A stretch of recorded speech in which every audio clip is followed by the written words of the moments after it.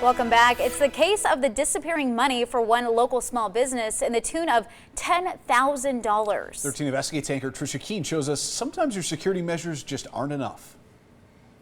Almost $10,000 was withdrawn from the account and transferred to an unknown person. It's a nightmare scenario for any small business.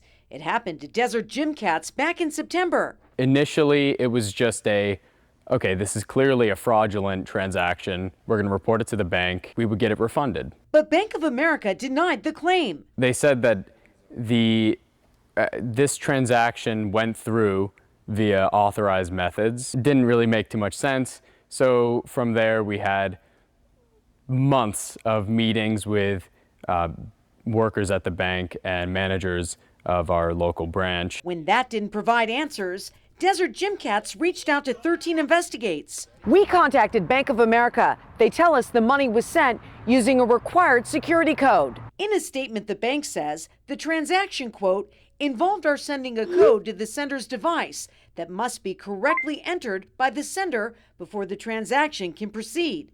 But Kyle claims that never happened. Local IT expert Kurt Miller says there's a weak link that crooks can exploit. If somebody has access to your email or the computer itself and they log into that website, they have everything they need. Kurt says it's possible someone hacked into their email. We're seeing it right and left now. In our industry, people's emails getting hacked.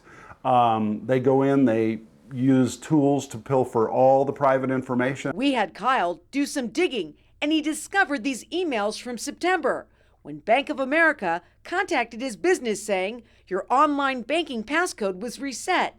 If you didn't make this change, please contact us immediately. Now Kyle's convinced Desert Gym Cats was hacked. He also worries it could happen again. Because unless we were to change accounts every day and change our username and password every day, this sort of transaction could go unchecked. Kurt says it's definitely important to use multi-factor authentication to protect yourself. Just make sure not to use your email. I recommend, if the website allows it, that you always send it to a device in the form of a text message, because that code will come in a way that is very difficult to hack or find unless they actually have the device in their hand. He even suggests going one step further.